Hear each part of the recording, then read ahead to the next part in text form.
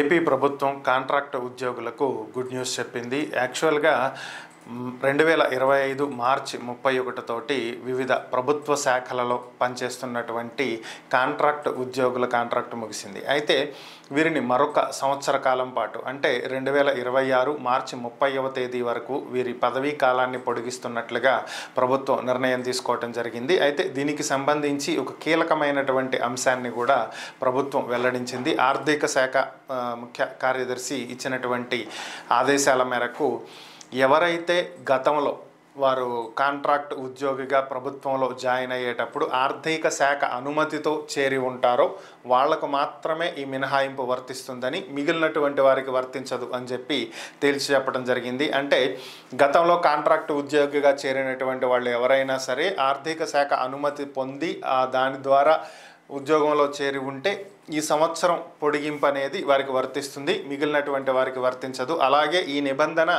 భవిష్యత్తులో కూడా అమలవుతుందని, ఇక నుంచి ఎవరైనా సరే కాంట్రాక్ట్ ఉద్యోగిగా ప్రభుత్వంలో చేరాలి అనుకుంటే ఆర్థిక శాఖ అనుమతితోనే చేరాల్సి ఉంటుందని, ఆర్థిక శాఖ అనుమతి లేకుండా చేరినట్లయితే వారి నియామకం చెల్లుబాటు కాదు అనేది ప్రభుత్వం చెప్పినటువంటి కొత్త అంశం.